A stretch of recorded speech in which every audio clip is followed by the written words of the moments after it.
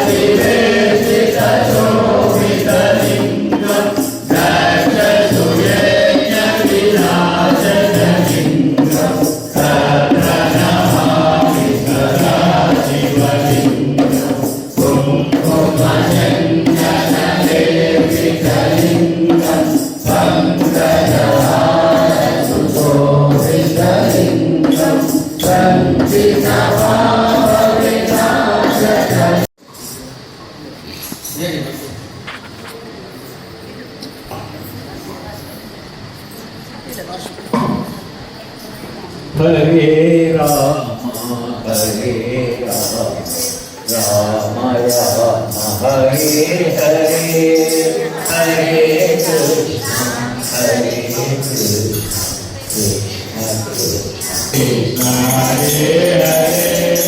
हरे राम राम राम हरे हरे हरे कृष्ण कृष्ण कृष्ण हरे हरे हरे राम ఇంతమంతా పోయింది అని ఏడిస్తే సరే సరే ఆయన వీడు బాధపడుతూ వచ్చే జన్మలో భగవంతుడి వచ్చినప్పుడు నువ్వు రెండు కాళ్ళు పట్టుకుంటావు పాదాలు. ఆ భగవంతుడు కూడా నేను కాదనలేడు. ఆ ఎవరు లక్ష్మణ స్వామి వచ్చిన అది కేవటుని కూడా ఆ కథలు చెప్తాయి. అప్పుడు కేవటుడు అంటాడంట, లక్ష్మణుడు పూలు పెట్టి చూస్తా ఉంటే ఎక్కువ చూడకు, నేను కేవటుడు రాముడికి ఒక ఫ్రెండ్ లాగా బిహేవ్ చేశాడు. రాముడు అన్నాడంట, సరే నన్ను గంగానదిని దాటించావు కదా, ఏదైనా నేను స్టార్ పెట్టి నేను రాజకుమారుని ముఖ్యవాడు లేదే ఆదా వేరే జన్మ ఎత్తికొచ్చు కాక, కానీ నువ్వు చేసే పని అంటే నేను చేసే పని అదే అంటాడు. అలా ఎలా అంటే నేను గంగను దాటిస్తా, నువ్వు భవసాగరాన్ని దాటిస్తావు కదా చేసే. సరే అది సరే, మరి నేను మళ్ళీ ఎక్కడి నుంచి వస్తానో లేదో, మళ్ళీ నేను నీకు బాకీ ఉండిపోతాను, రుణాలుగా ఉండిపోతాను అని అంటే గౌరవుడు అంటే ఆ దేవుడు కన్నట్ట లేదు లేదు, నేను ఇప్పుడు గంగానది దాటిస్తుంటే నేను తీసుకోవట్లేదు నీ దగ్గర, నేను ఎప్పుడైతే మృత్యుముఖంలోకి వెళ్ళి భవసాగరం దగ్గరికి వస్తానో అప్పుడు నువ్వు కూడా నన్ను దాటించు ఇంకా తీసుకోవచ్చు అని చెప్పాడు. ఎక్సలెంట్ రామాయణం అండి. రాముల వారు ముల్లోకాలకు దేవుడు, అయోధ్య దశరథ మహారాజు పుత్రుడు.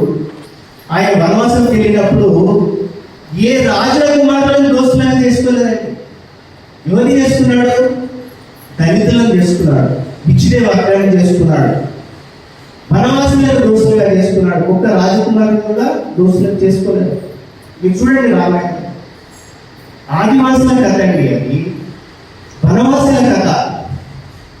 అలాంటి రామాయణము మన పిల్లలకు చదివించకపోతే లాభం లేదండి. దాని స్టోరీస్ అవసరం లేదు.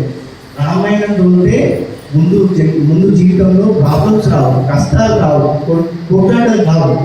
నోయిడాలో ఒక ఇద్దరు అన్నదమ్ములు చాలా పెద్ద బిజినెస్.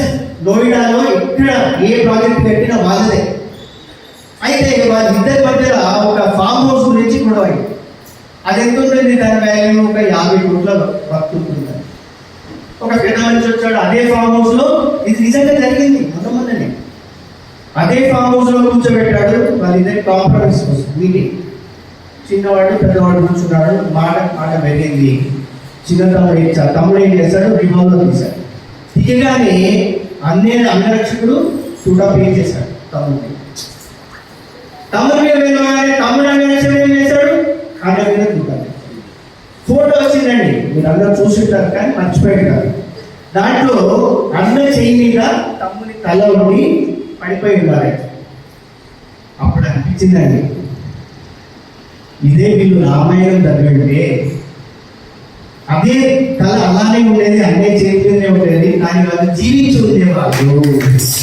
రామాయణం మొదటి ఊరికే భగవంతుడు వస్తుంది, వినాయకులు అవుతాయి, ఇవి కాదండి. జీవితం ఎలా గడపాలో నేర్పించింది రామాయణం. దయచేసి మన మైండ్ సెట్ చేంజ్ చేసుకోవాలంటే ఒక గీతా సత్సంలోనే సాధ్యం. మీరు ఇక్కడికి వస్తేనే నేను చాలా చెప్పానండి. ఎక్కడ పోయినా కూడా మీకు భగవంతుడు ఎలా దొరుకుతాడనే విషయాలు తెలియజేస్తారేమో కానీ గీతా సత్సంగంకి వచ్చిన వాళ్ళ కోసం భగవంతుడే వస్తాడు అనే విషయాన్ని చాలా చెప్పాను.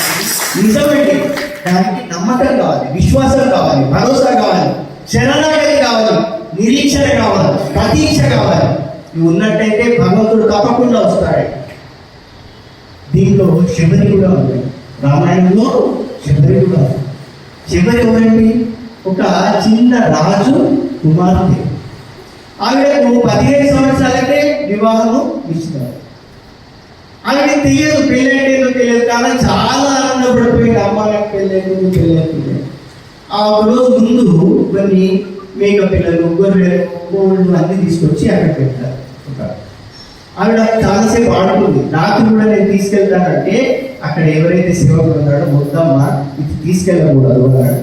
ఎందుకు తీసుకెళ్ళదు అంటే ఇవి రేపంతా పొద్దున్నే కట్ చేయబడతాయి, కత్తిరించబడతాయి. ఆవిడ చాలా పరిశ్రమ అయిపోయింది. అవునా, ఎందుకని అంటే నీ పెళ్లి కదా, రేపు వచ్చిన వాళ్ళందరికీ భోజనాలు పెడతారు, ఇవన్నీ కట్టేసాను. రాత్రి నిద్రపోలేదండి. రాత్రి 2 గంటలకు తలుపులు తీసి అడవిలోకి వెళ్ళిపోయింది.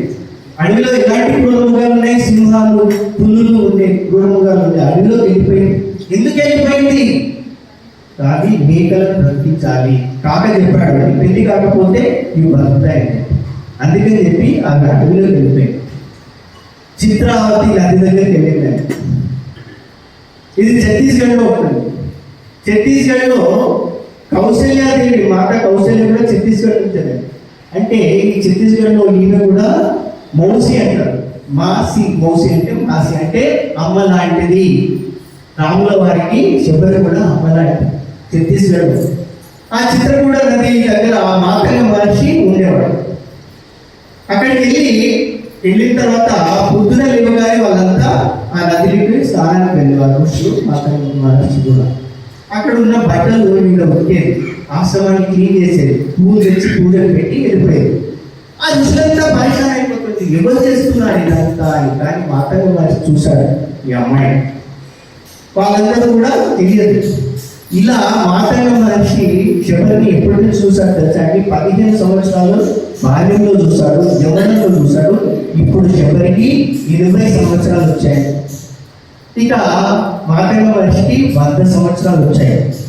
ఆ అడవిలో అంతా వ్యాపించిపోయింది. మాతంగ మహర్షి దేహాన్ని వదిలేస్తున్నాడు అని. అప్పుడు శబరికి తెలిసి పరిగెత్తుకుంటూ వచ్చి ఆ మాతంగ మహర్షి ముందు మొదటిసారిగా నిల్చుంది. ఆ గడపలో నిల్చొని ఏడుస్తూ ఉంటే ఆయన మాతంగ మహర్షి చూసి రామ ఎందుకు ఏడుస్తున్నావు అమ్మా? స్వామి నేను 50 సంవత్సరాలుగా సేవ చేయడమే తెలుసు. నాకు భక్తి తెలియదు, జ్ఞానం లేదు. మీ శిష్యులందరికీ జ్ఞానాన్ని పంచారు, నాకైతే జ్ఞానం లేదు. నాకు ఎలా రాముడు దొరుకుతాడు స్వామి అని. అప్పుడు మాటగా మనిషి వృత్తి ముఖంలో ఉన్నా కూడా నవ్వుతూ చెప్పాడు. కానీ వీళ్ళంతా ఋషులు పూజ చేసేవాళ్ళు. వీళ్ళు ఇక్కడ నుంచి ఈ ఆశ్రమం వదిలి ఎక్కడికైనా వెళ్ళిపోతారు, నువ్వు మాత్రం ఈ ఆశ్రమం వదిలి వెళ్ళాలి. వాళ్ళ జీవితం అంతా రాముడి కోసం వెతికినా కూడా రాముడు కనిపించడు. కానీ నీ కోసం రాముడు స్వయంగా నిన్ను వెతుక్కుంటూ నీ దగ్గరికి వస్తాడమ్మా అని చెప్పాడు. ఆవిడ ఎన్ని సంవత్సరాలు నిరీక్షణ చేసిందో తెలుసా? ప్రతీక్ష చేసిందో తెలుసా? 1000 సంవత్సరాలు. ఈరోజు గీతా సత్సంగ సభ్యులకే చెప్పేది, చివరి లాంటి నిరీక్షణ మీరు చేయగలిగితే ఈ లోకంలో రాముల వారు లేకుండా మీకోసం మళ్ళీ జన్మెత్తాల్సింది వస్తుంది అని చెప్తుంది. డెఫినెట్గా మీకోసం వస్తాడు. అలాంటి నిరీక్షణ, అలాంటి సేవాభావం, నిష్కల్మషమైన ఏ కోరికలు లేకుండా, నిష్కామం ఏ కోరికలు లేకుండా భక్తిని పెంచుకోండి, జ్ఞానాన్ని పెంచుకోండి. అది భగవంతుడు మీ దగ్గరికి తప్పకుండా వస్తాడు. అది మీరు గీతా సత్సంగం వస్తేనే సాధ్యం. చిన్నపిల్లలు బడికి పోరండి, ఏడుస్తూ ఉంటారు. అరే నాయన చాక్లెట్ ఇస్తే వెళ్తామంటే వెళ్తారా లేదా? వెళ్తారు కదా. ఆ అబ్బాయి దేనికోసం పోయినట్టు? చాక్లెట్ కోసం పోయింది.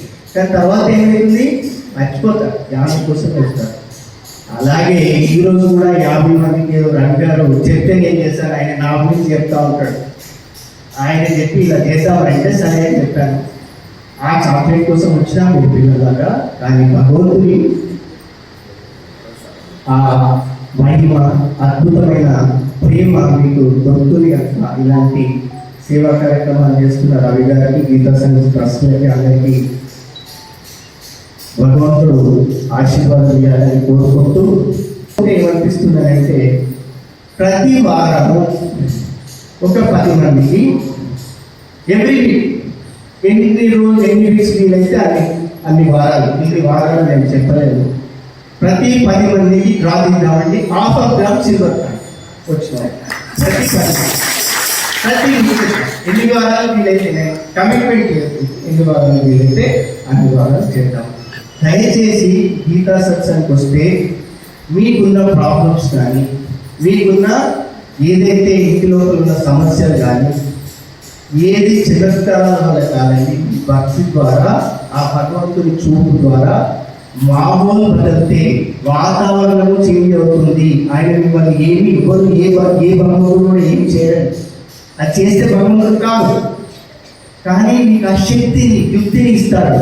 అలాంటి శక్తి కావాలంటే గీతా సత్సంగం తప్పకుండా రండి.